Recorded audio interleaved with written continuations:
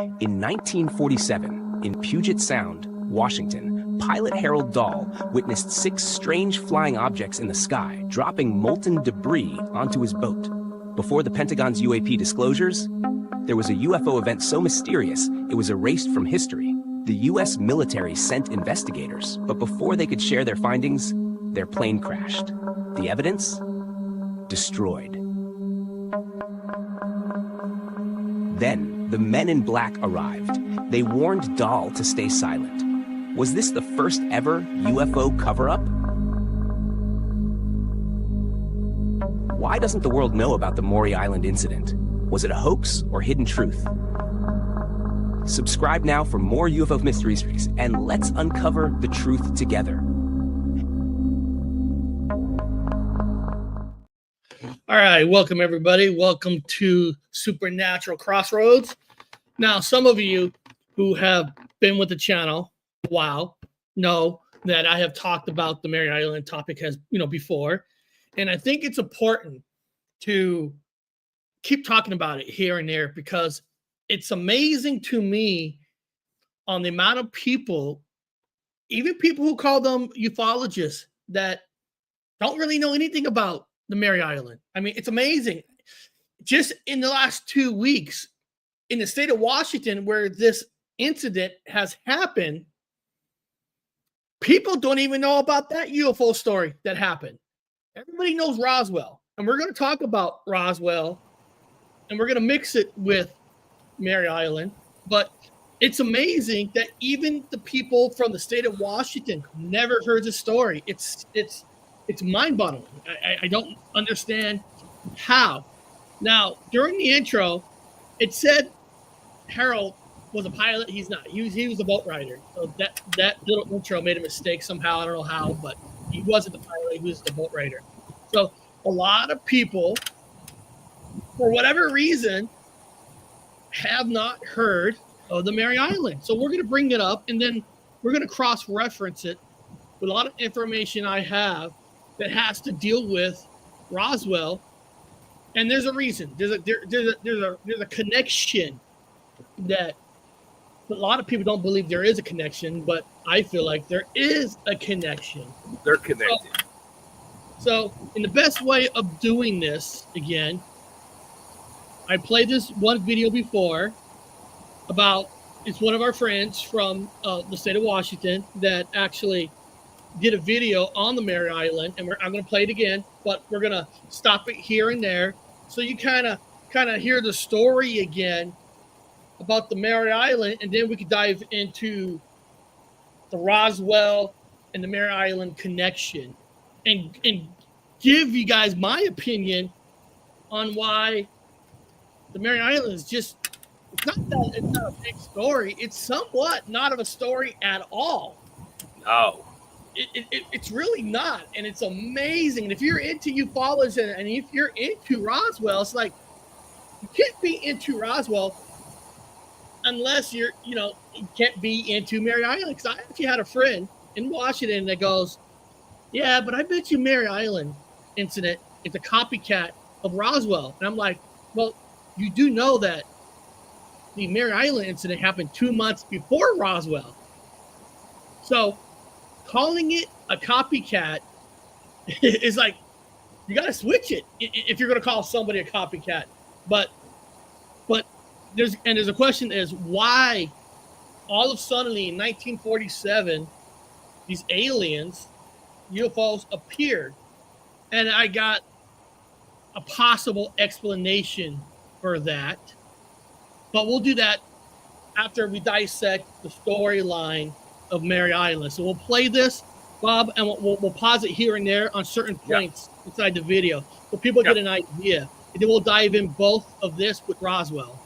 So he's a guy we know that's from Washington who made this video. So here we go. Like unsolved mysteries. Maybe a government cover-up with an FBI agent relentlessly seeking the truth. And maybe it's a Cold War story, and it goes all the way to the top. Maybe all the way to J. Edgar Hoover himself. And what if all of that not only actually happened, but happened in connection with an infamous UFO sighting over Puget Sound? This is Des Moines, Washington, in Seattle's south side. A small town with some very big... Just for the record, people, I live in this town. That is my backyard. Yep. That's where I lived.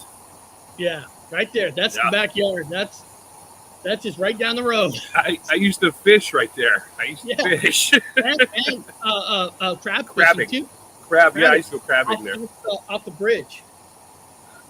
And someone who saw my video doing the Maury Island thing, I started that video on the bridge. So this is just for the record. Here we go. Stories. When I heard this story, I just had to know more. And I think you'll feel the same way. Come on. The Maury Island Incident mural isn't just a most excellent... And that is still there. Bob and I took a picture in front of that mural. So that's gone. That is still there. Excellent spot for a selfie. It's a Des Moines launch pad for the true story that envelops what some say is the most incredible UFO tale in history.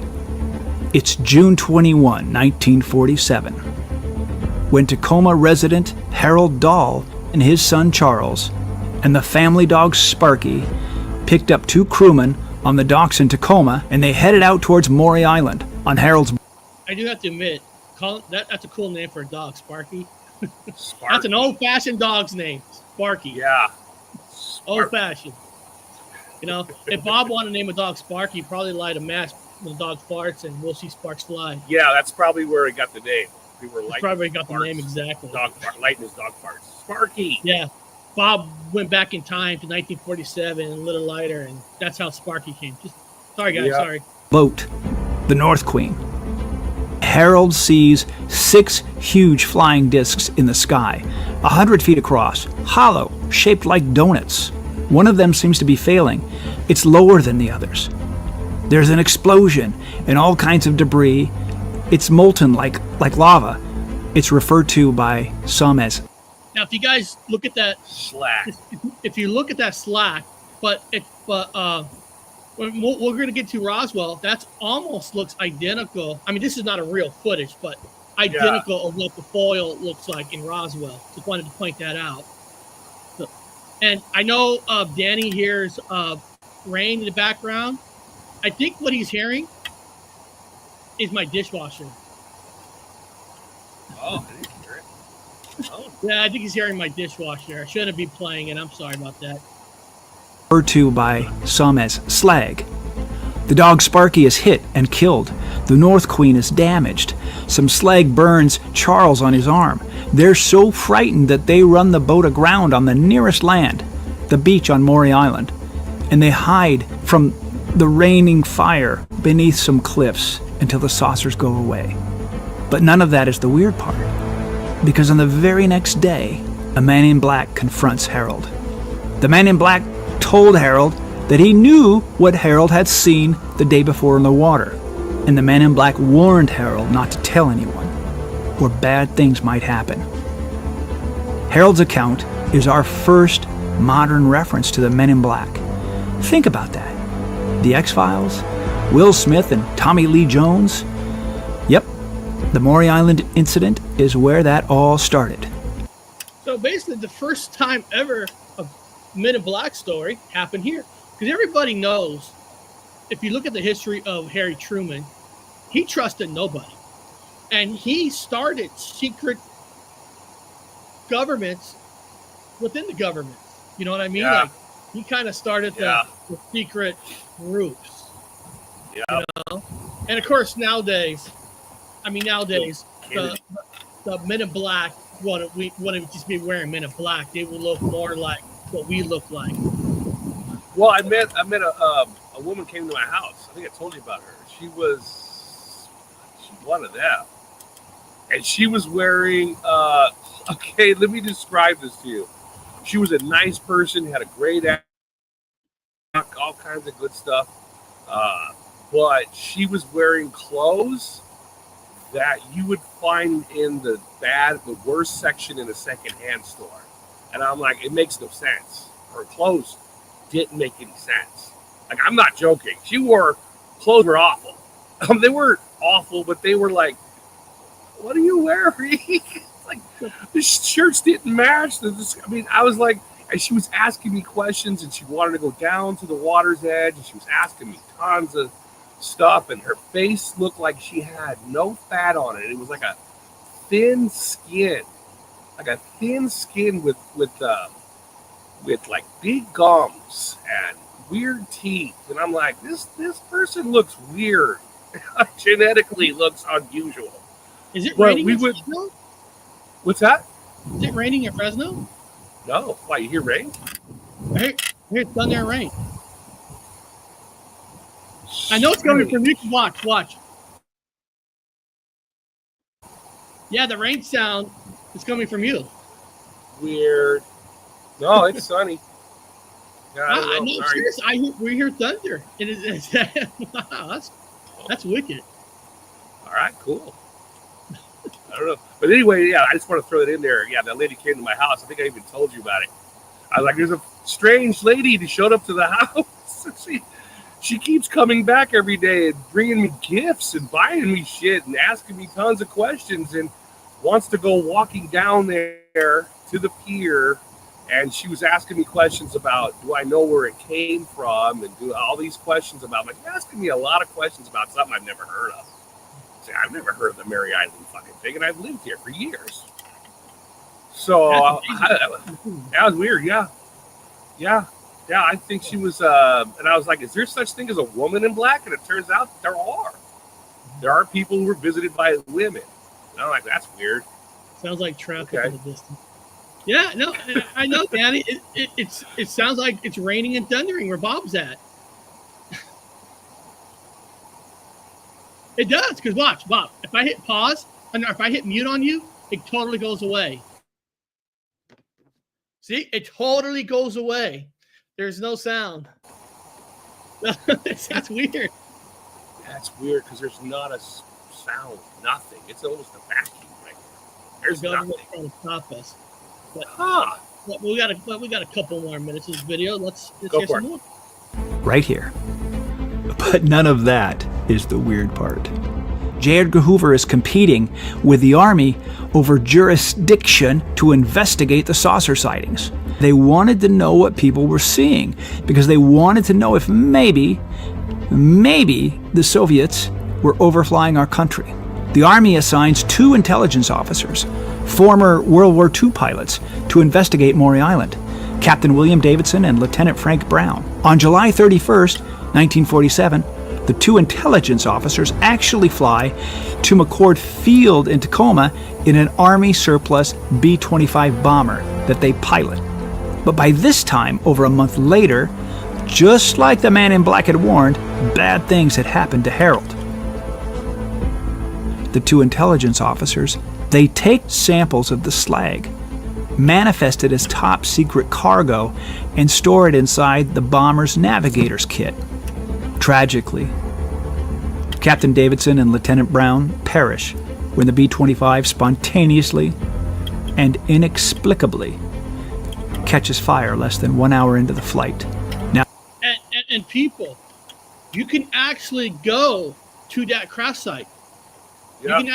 You have to do a little hiking to get inside, but they actually have a plaque or a sign that says the famous crash. So this bomber, that's not a conspiracy story. That is a fact. A plane went down. Just saying. Now here is where it gets twisted. Harold is so upset about all the bad things that have happened, he decides he's going to make up a new story. He's going to tell the whole world that he made the whole thing up. That he's the biggest liar that ever lived. Because he'd rather be known as a liar than face more ridicule. That's the story. Now, that's not 100% completely true. He was forced to say something else because the biggest power that a government has is once you say something is fake or this is the reason why it happens, everybody takes it, runs with it. Yeah. You know what I mean? I mean, the biggest power is try to make it something else. Absolutely. Cover it up. Now, so basically, and Bob himself has found. A piece. Now, Yeah. first of all, let me go back. Now, if you look on the map, now when you hear the word Maury Island, now the Maury Island, it's not really a huge island. This island is really Vashon Island. So most of the island is Vashon, and you can only get there by ferry boat. So there's no road connections. You can only get there by ferry boat, and you go to Vashon, and there's only a little section where the lighthouse is. That little section is Maury Island. So 70% of the island is Vashon. Yeah, I found a piece with using my my metal detector. And Bob, so when you found this little piece of I have it. material, I can bring it out. You want me to bring it out? So what did the analyze say about it? Do you have it with yeah, I got you? Yeah, sure. Yeah. Okay. Go get it. All right. Give me a second. I hope I know where it's at. So basically, everybody, Bob, we were on Vashon Island, driving to Maury Island, and we walked down the beach where part of the debris. Now, the story doesn't say a UFO crashed, but in a folklore story here in Washington, in fact, a UFO did crash, and military was there, which it is on record that the military did go to Maury Island. I turned it into a necklace. I wear it sometimes. You can go through time. When you had that material, tested, what did they say about it? It's got zinc. I'm trying to remember. It's got different metals. I can't remember the whole fucking thing. Well, was it something like normal that you could find in any other kind of metal, or was it a little bit unusual? No, it's what they find in meteors. It's what they find in meteors. Yeah, it's ultramafic, but it's fucking thin and it's light as a feather, and it's real light. I don't know if you guys can see it. It's shaped. You can almost mold it with your fingers. I put a hole in it in top so I can use it as a necklace. Looks like a tree. See it? Yeah. Yeah. Yeah. It literally looks like it's like a tree. It's got a weird, like I said, it's real weird. And if you squeeze it hard enough, you can almost put your thumbprint on it, and then the thumbprint goes away. But it's also radioactive. Oops. I don't think I'm supposed to have this. Yeah, it's kind of cool, though. No, it is. It is. I mean, you found it where the debris, and of course, that the UFO crashed. And there was military on there, and they loaded stuff onto the T-bomber. Yeah. And somehow, mysteriously, the T-bomber crashed. Yeah. I don't know what the hell. I mean, I just say I tell people it's a tree. It's a tree. Well, I think when Bob found it, by the time he found it, I mean, so Bob, you went to school, you were, how long, like, because that item was from 1947. Yeah. If it was radioactive back then, it wouldn't be radioactive by now, right? You think yeah. Think it still be? Oh, absolutely it is. Oh, yeah. You put this on a rad meter, and that motherfucker goes off. It goes off. Yeah, it's radioactive. So probably what's keeping you alive. Yeah, actually, yeah. Yeah, yeah. Well, they found artifacts at Roswell. Also, they are now it's a new location. It's a Mandela effect for me, but It's not Roswell anymore. It's Corona. It's where it actually happened. Anyway, they found it was a rock, like a round object that had literally like a yin yang symbol on it. And the guy had to take it down the analysis, and of course the government wanted it. But also it was radioactive, and it has weird properties in it also, kind of like this guy. And this one's got a weird symbol on it. Now, if you go to Roswell, now in story timeline, Roswell happened about 2 months after the Maury Island. And of course, I believe that the crash that's at Roswell is part of the same plan that was over Washington. Now, some people will say, no, Eric, the ships are different. Well, hold on. First of all, technically, you don't know what the ships look like in both, because we weren't both there. But now, Bob, in the military, does every single airplane from the military looks exactly the same? No. They got different shapes. They got jets. Yeah. You know what I mean? They got different shapes, sizes. So, if you're going to tell me chances of two different alien forms from two different planets just happen to be around the same time, I think you're a little crazy. And this is just a like I said, I'm just spitballing because I don't, we don't know the exact truth. Danny wants you to look up the Roswell rock. I feel there was a reason why these UFOs even came in the first place. So why is that? Why is that? And I think that I'll tell you why, in my opinion, and I want to see if you think I'm right. Now, 2 years prior to the 1947 UFO incident, in 1945 is when we first tested the atomic bomb. Yeah. And also, radars. Explosion. They say if you're in space, you're able to see it across the galaxy of this atomic bomb. Also, radar. They were experimenting with radar, and they've already proven this is not bullshit. They've already if you can take two radar big discs, and you aim them at the same spot, they meet in the same spot in the sky, it creates a plasma ball. It literally creates a plasma ball in the sky. In fact, not to debunk the Foo Fighters, but they were like talking about airplanes having all these weird balls of light, like plasma balls around it. Well, ironically, they had all these radar discs, whatever, pointed at it at the same time. And if they intersect, they create, again, an electrical plasma ball. Not to debunk, but no. If you have an unidentified flying object, the first thing they're going to do, especially with the technology at the time, is to try to chime in and listen to what the hell's going on by putting all the radar pointing it right at it, the object. And if you point all the radars at one spot, you just might bring down a UFO.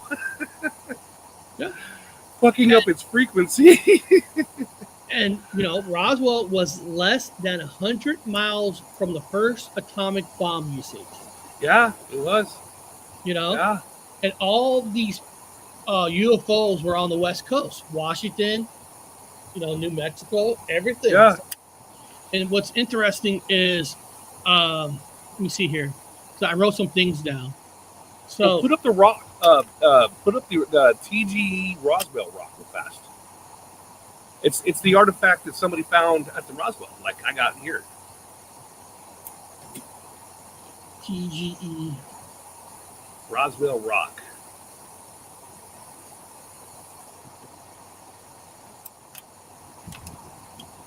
This is where this is interesting. Cosmic Neighbors is in there, and he's probably going, yeah, that's what creates plasma balls in the sky. He's probably agreeing with me in this. Yeah, see. So this rock was found there. It was also there was the crash and objects. it spread objects everywhere, the same as it did in Des Moines. You know, it did the same kind of spread there. And so that's the Roswell rock.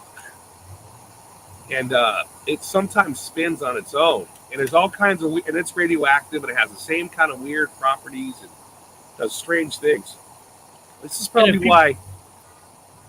why people hear like trains going by and airplanes and weird noises, because this guy probably opens a rift. And if people don't know, these microwave radars, there was one in Washington and New Mexico. Yeah. And yeah. look where, yep. Massive and look where the UFOs were mainly spotted at and how malfunctions. They got big ones in Washington. Is it? Oh, that dog. Now, here's the interesting. Now, if people don't know this, hey, shut up, dog. Now, Roswell, actually, after the government came out and said it was a balloon, which in the beginning, the reason why this story took off in the beginning is because the couple's military people have said they do have a flying saucer. And of course, the story goes that they had to come back out and they said it was an air balloon or a weather balloon. Now, the story actually died. It really died. It died. The story of Roswell did not get popular until 1978. Yeah. That's when let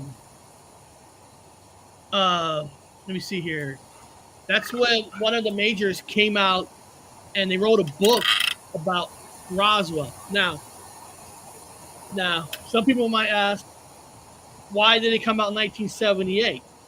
What was with that year? Now, some people will say that this is why a lot of people believe that the whole Roswell story is fake. And part of the reason they're saying it's fake because why did the story come out in 1978? Why there? Because the Amityville Horror book came out in 1977, and the book was a smash. So some people say that it was a UFO grab money. Why they came out back in 1978 to get the story popular again. Now, again, that's what they're saying. I'm not. Well, and sightings. They had there was a rash of sightings through this. Right after that happened, I mean, it was a hotbed for fucking unidentified flying objects. Well, between the next 2 weeks, over 100 sightings have been reported. Yeah. Now, when people say that, why 1978? Now that, of course, that's a story that's out there because of the Amityville book, but throughout history, these people did try to come out. There was just no media for them. Nobody was listening until storybooks came out and got stories popular. Remember, back in those days, Bob, social media came from newspapers, came from magazines, and keggers.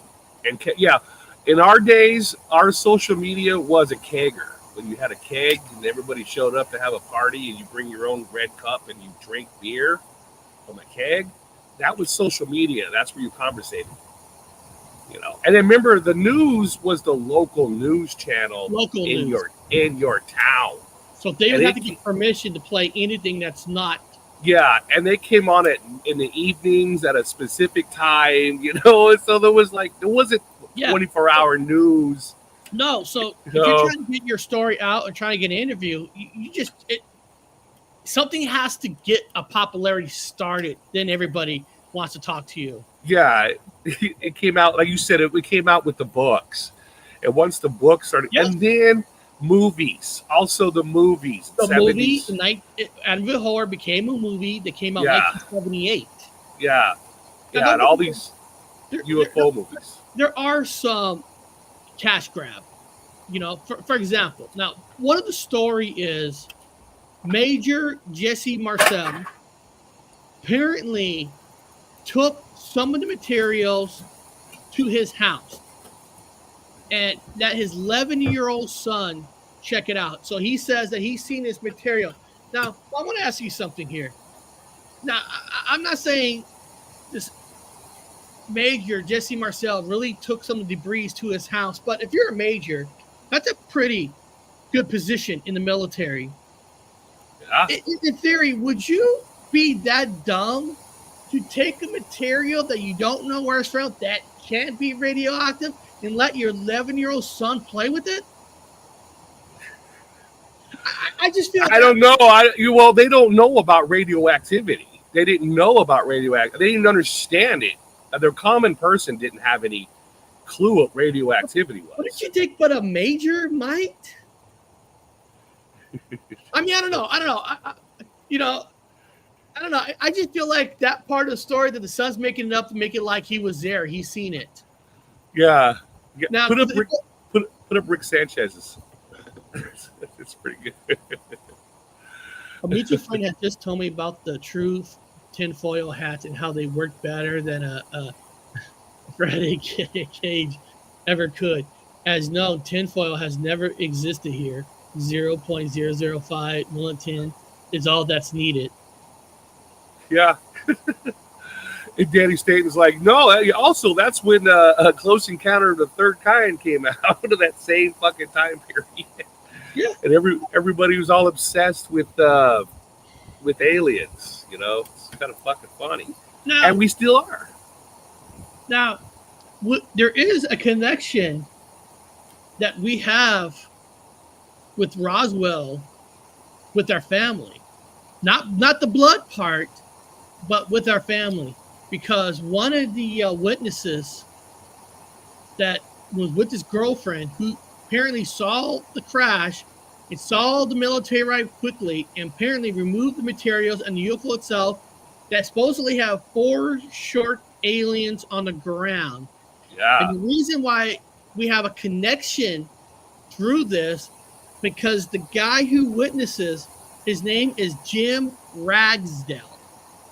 Oh, no shit. Jim Ragsdale. And Jim's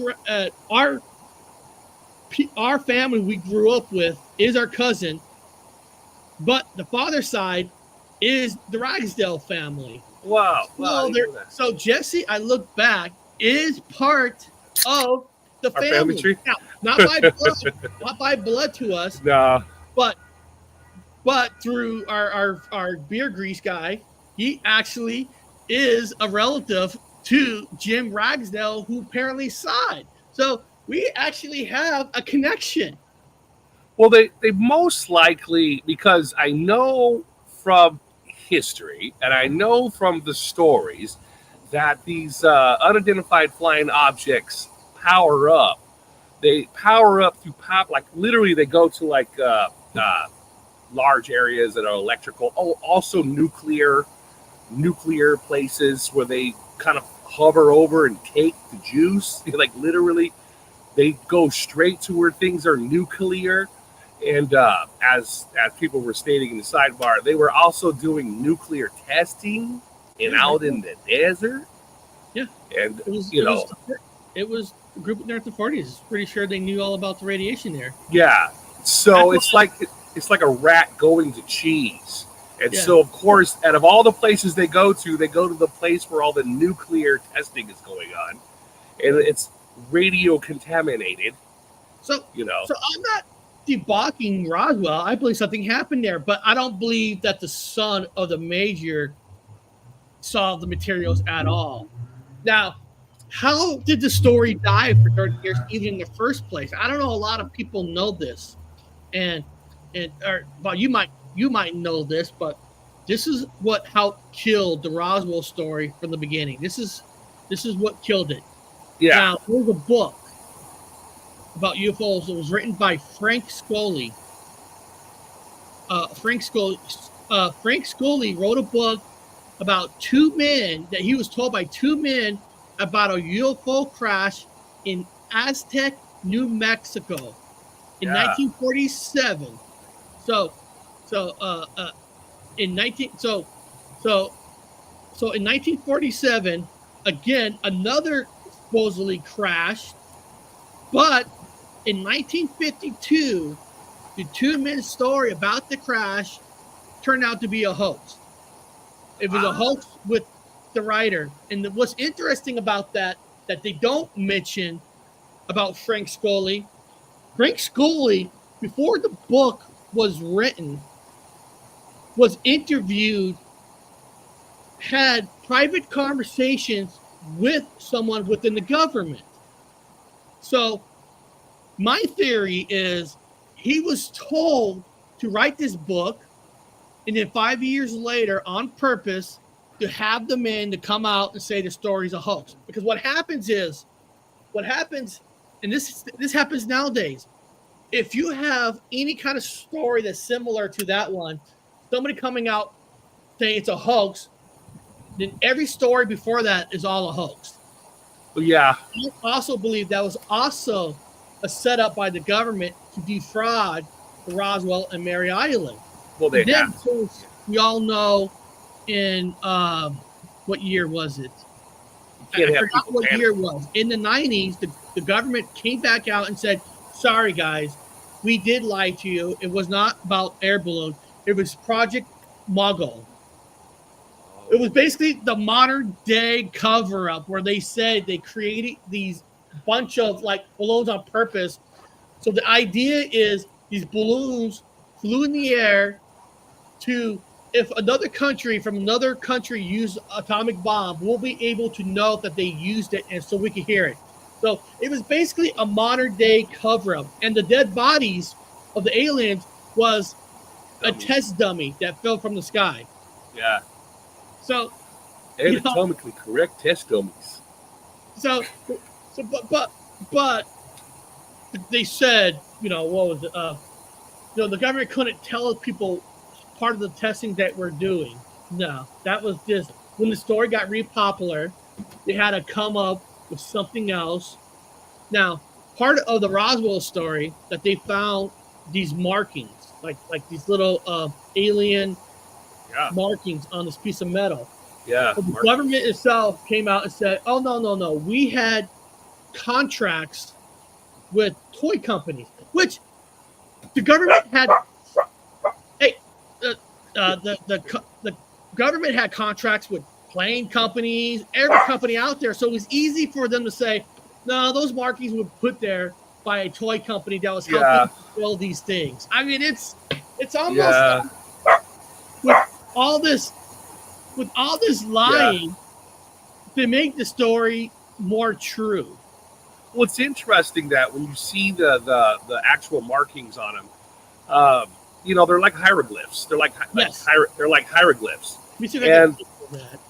And so like hieroglyphs.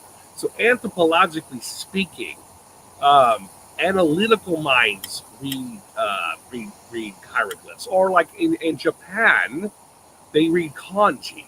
They read symbols. And they have a different way of thinking. In fact, they have found out, this is genetically, when a European marries someone from the East, we'll just say generally the East, European marries someone from the East, a lot of times, a child, out of all the children, one of them will be dyslexic. They'll have dyslexia.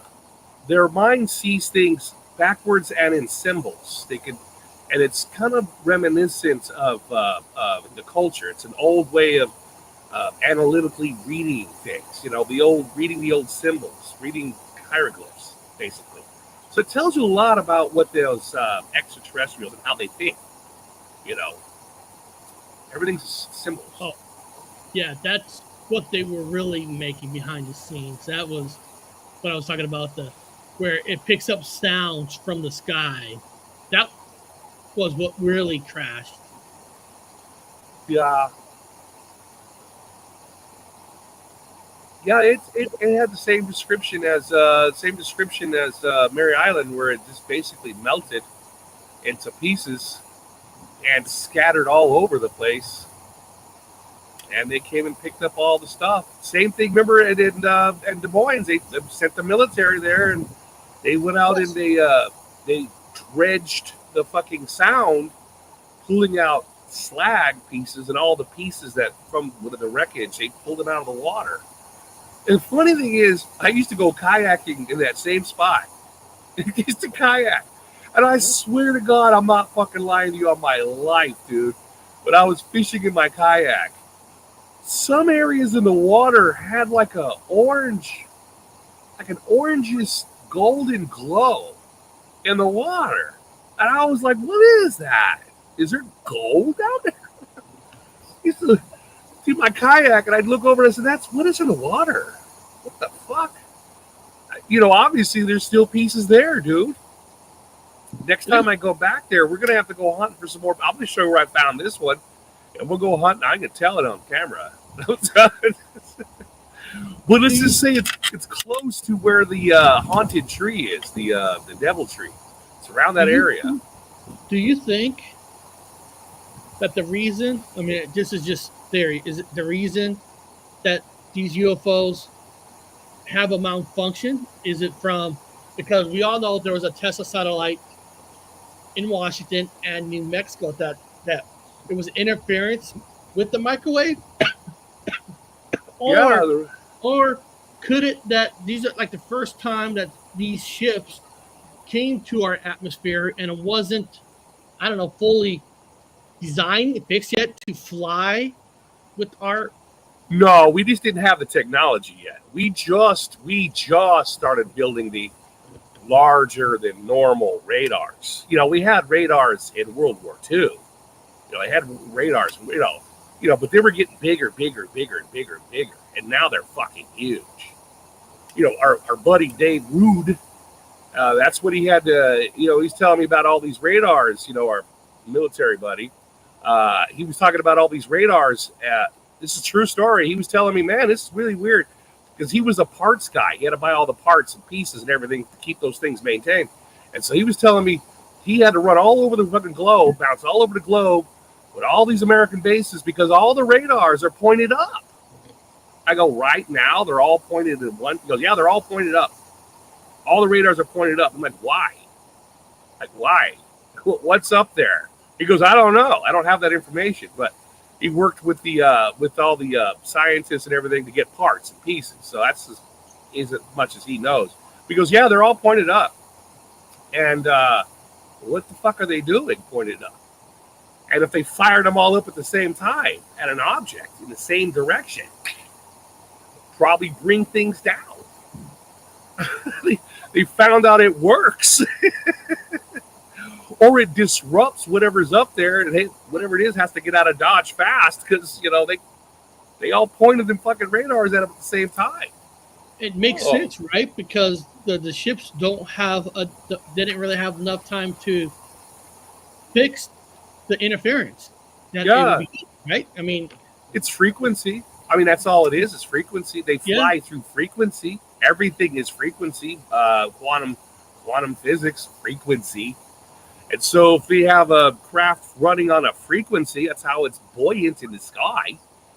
And you go turning its channel and changing its frequency by bouncing fucking radars on it, it's going to come down like a bag of bricks. I mean, it's basic. Okay, how do you bring down a UFO? Point the radars at it. And then, of change its frequency. And of course, by now, the spaceships they try to figure out how to block those interference. So you don't hear crashes as well. They don't come here all the way. Yes. In other words, they're transparent. They're not 100% here. So all of their matter is in here. You know what I'm saying? They just slightly tip their toes into our reality. They're there just enough to observe and do whatever they got to do, but they're not 100% here. That's how the radars can't really get them. Now that they're not full on showing up, I'm here, and all of a sudden, boom, bring them down. Because you've always noticed that when you see a UFO, they go fast or they're transparent. They're in and they're gone. They're just tipping their toes into our frequency. Yeah. Yeah. They figured that out after, they're like, oh, the fucking Earth people are bringing us down. We can't 100%, we got to be a little bit in our world, mostly in our world, and tip our toes into their world. That's how they're getting away with it now. And it kind of, in a way, waking up Truman in that department's now knowing maybe they kind of had a weapon in a way to bring them down. So after those incidents, you haven't really heard them crashing as much. Yeah, you don't. You know, it's, Yeah. I mean, it's, you know, again, you know, what, but still, when you break it all down, why is the Roswell the story that's all out there, but the Maury Island is really not? And Yeah. I think I have the answer to that. Yeah. I think it's simple as the name. I'm sorry. Like McDonald's not the greatest food in the world, but everybody knows the name McDonald's. Roswell just sounds better than Maury Island. No offense. Well, I'm not being sexist here, no, but Maury Island sounds like a more of a feminine name versus Roswell. more movies on it, more hype about it. They got a cafe. You know, they got parties. People go out there and they have keggers. You know, it's just turned into a pop culture thing. It's pop culture.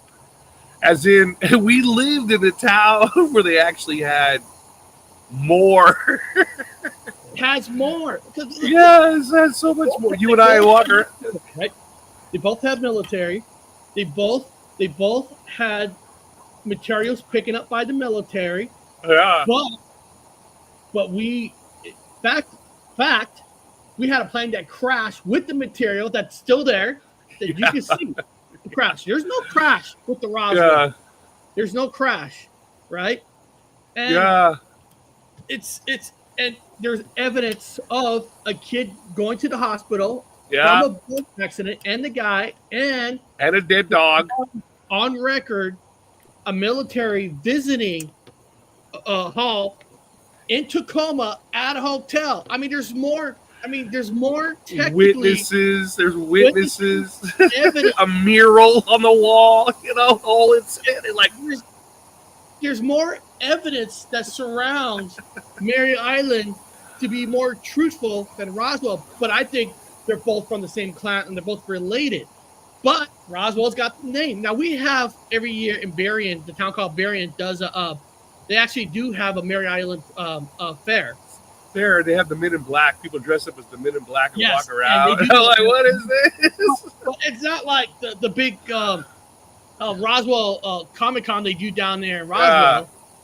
But I just feel when you look at all the evidence of both, Maury Island, if you're going to say what's more truthful, when you look at the evidence, Maury Island will be more true than Roswell. But Well, it's Roswell funny.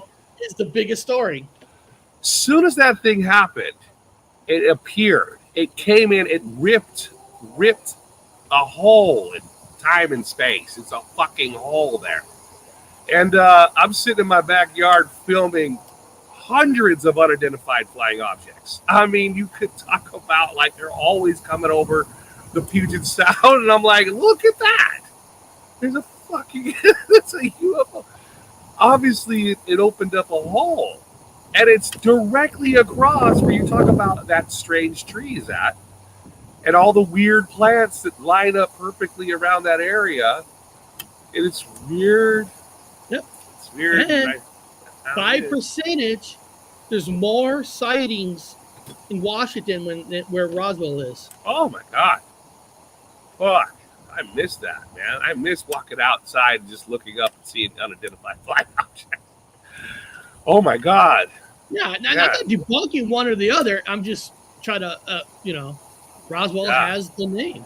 And I think what made Roswell also what made it more real in people's ears is because at first a government military guy said they have a UFO. You know? Yeah. He said, even though they changed it, that was out there. Nobody on the Maury Island ever came out officially and said, yes, we have a UFO. Since Roswell did that, you know what I mean? It's like, it's already engraved. It's already pop culture, TV shows, watched Roswell, the fucking TV show. Roswell became trendy, pop culture, yes, all the whole fucking 9 yards, yeah. But man, I mean, it was kind of cool living in that town. I want to go back. I want my house back. I want to go back. I want to go back over there. God, yeah. You know, it was right down the road, dude. It's like right there. Like I could step out of my fucking front door in my house and say, "There it is." That's where it fucking is. Right there. And people forget, before the Roswell and Maury Island incident, just prior to the Maury Island, pilot Kenneth Arnold reported 9 flying objects over Mount Rainier. Yeah, right up the road from it. Right there, right up the road from that. You know, that's like a little fucking gateway or something because they're coming right out of that area. You know, that lady just showed up to my house. She was asking me, Chip asking me, do you have any objects? Did you find any objects? No. Well, a story goes. No, I didn't find anything. a story theory goes that UFO ships repower by volcanoes. Yeah, or they're Mount living. Rainier is a volcano, even though they call it Mount Rainier. Yeah, Mount Rainier is a volcano. A big ass dormant volcano. Yep, and there's lots of fault lines. Yes, You know, and they always travel around. Unidentified flying objects always travel around fault lines and volcanoes. fault line goes all the way down to California. They follow fault lines. They follow the fault lines, like, or the the crust. You know, they follow the lines. You know, plate tectonics. They follow the plate tectonic lines. They kind of fly over them, probably using its energy.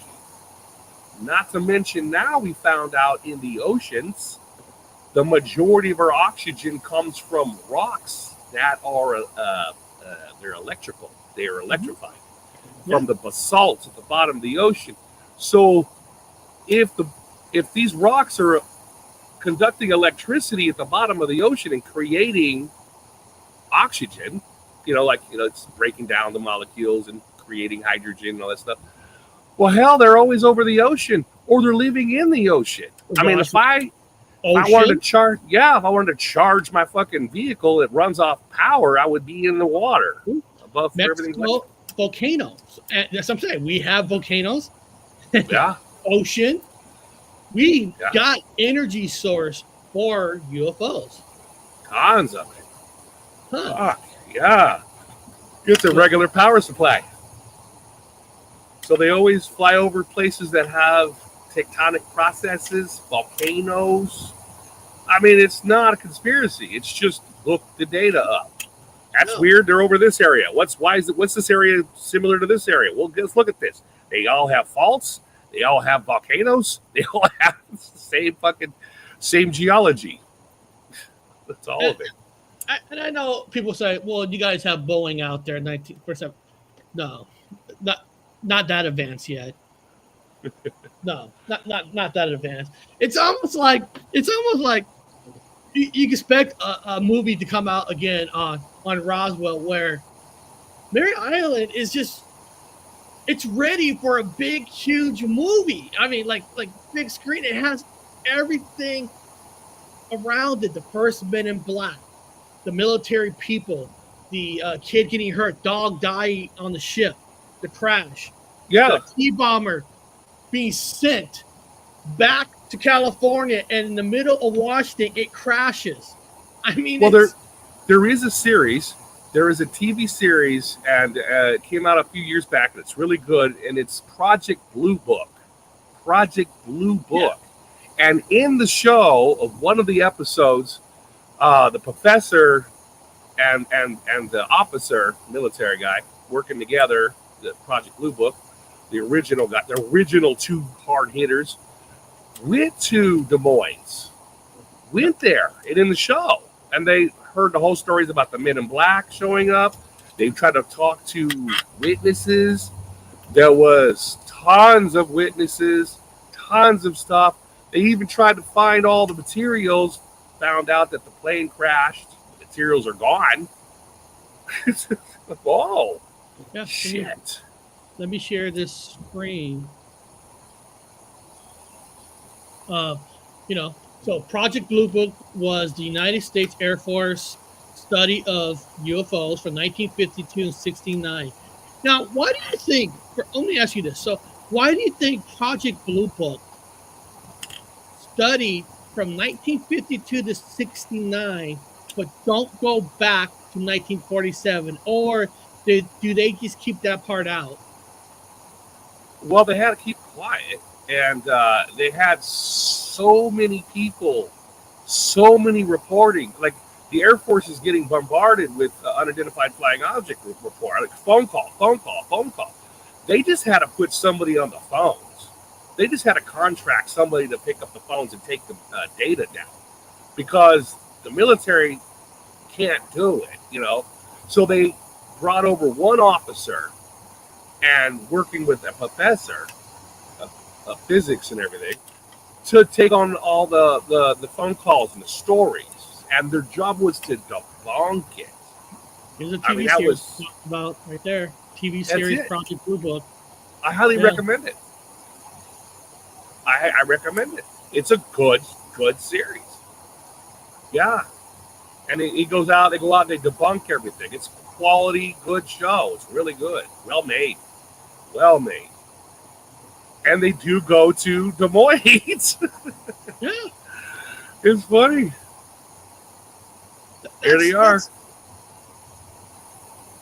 And that's what I'm saying, because it's not a theory that military people came out during the Maury Island incident. They came out. Would you send two military people from California all the way to Washington just for something somebody saw on a boat outside of Des Moines? Well, they had overwhelmingly so many witnesses. They had to. It wasn't like two people saw it. It was like a whole damn town witnessed a fucking exploding unidentified flying object and debris and hospital and all kinds of stories of the men showing up in black Cadillacs and black dark suits and pale white pasty faces, and they're like walking around with no eyebrows and no hair. They're just asking everybody questions. Strange. And one truth is correct. Sightings from Vancouver to Oregon. Now we're talking about Vancouver, Canada, not Vancouver, Washington, all the way down. Why? Why is that? That's easy. We have the ocean, like you're talking about with rocks. You have Mount Rainier, St. Helens. I mean, we have major volcanoes down the crack line, the Sanders Fault, all the way down. I mean, there's power for these UFOs. Yeah, we've got a huge slip fault called the Juan de Fuca Plate. It's the Juan de Fuca Plate. It is a huge slip fault. It's massive. I mean, that's what brought down Seattle years ago, a while back, massive earthquakes because of the Juan de Fuca Plate, slip plate. They're two plates, and one of them's going under the other. It's going under. It's a Juan de Fuca Plate. It's going under Washington. It's going under the other plate. So it pushes it up, but it's a lot of power to do something like that. I mean, damn. Yes, ufologists don't mention that in their documentaries. It's because, first of all, we all know I don't like titles. Yeah. I don't like titles. I mean, what makes somebody technically a ufologist over somebody else? We all look up in the sky the same. What? Yeah. What makes them smarter? Do they have a UFO in their own garage that they're studying? I mean, the ufologist's name is just something to make somebody feel good. I am a ufologist. Okay. Yeah. When was the last time you rode in a UFO ship? I mean, like, first of all, Bob used to fly planes when you're working at the Museum of Flight. You're more closer to the skies than most of these ufologists are. Yeah. Yep. Really, I'm serious. Yep. I'm serious. Anthropology, archaeology, multiple museums. All ufologists. I mean, everybody. Because again, Bob flew in planes. So parapsychology, I studied all of that shit, all of it, man, all of it. Yeah. So when people call themselves experts, like, come on. No. Come on. And we both in the military. Yeah. You're in the military. You have family members that's in the military. So connections. I was a Snoopy. Connections. I was a Snoopy. Well, these art connections are not made up for TV or documentary TV shows. No, they won't put ours on. No. Yeah. They won't put us on. No, I'll go out and fucking run some tests and do all kinds of stuff. We'd be popular. We'd be too popular. Government's like, shut them down. There's too many people. We need some guys that look like shit that run around and chase Bigfoot. That's acceptable. Not two guys that look. Maybe we should pitch to the networks that let's do a reality show on how to become a ufologist. You know, we'll get we'll get people from around the world and we'll do tests and running and you know, and there can only be one true ufologist. We got to be a UAP-ologist now. Oh, UAP now. That's right. UAP-ologist. I apologize. Yeah. I apologize. Yeah. Unidentified aerial phenomenon. Yeah. Ologist. Yeah. And Bob, do you truly ever think in our lifetime that our beautiful U.S. government will ever come out and say any truth into the matter of them they truly exist from another world? Well, it's used basic psychology. If mom and dad are getting divorced and the kids ask mom and dad, "Are you guys divorcing?" No, honey, we're not divorcing. You know, they secretly are later on. You know, they're not going to tell anybody. They're not going to tell the kids because the kids will be in shock. They won't be able to handle it. Can't handle the truth. And some people can. Most people can't. And you go telling people that there's interdimensionals, this, that, blah, blah, blah. You know what it does to religion?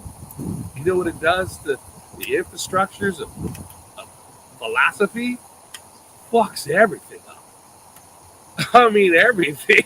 Everybody would be all, like, people would be crying. Oh, God, I didn't know there was interdimensionals, other things living in different frequencies and outside, you know, reality that we know. If you're curious of what I'm doing is the picture of the background, there's a tie almost underneath my neck where it says top secret. So I'm pretending I'm wearing that suit. Oh God. I'm actually made in black. See the tie? I see it. Yeah. Yeah. So be honest, everybody. So the question is, again, everybody, before we leave, why the title of the show is why isn't the Maury Island Incident the biggest UFO story? Is it because we don't got the cool name? Is it because just whatever the social media takes off on, that's what everybody rides the coattails on? Nobody knows. It's just nobody knows about it. They've never talked about it. I mean, they don't talk about it. And that's the reason why once in a while I like to come out with the show, because to tell people there's more evidence. There's more evidence that Maury Island is more true than Roswell, even though they're both true. But what I'm just saying is there's actually more stuff here for this incident versus any other incident that has more truth to it, more facts behind it. A real plane crash that you can still go visit. You know, a real incident found. A mural. Entire town talks about the Men in Black, dresses up like them every year. I mean, you talk about everybody knows in the area, but for some reason, nobody else outside of it knows it. No. So beyond that, everybody, I hope everybody has a great weekend. I know I work this weekend, so my fun ends in 3 hours.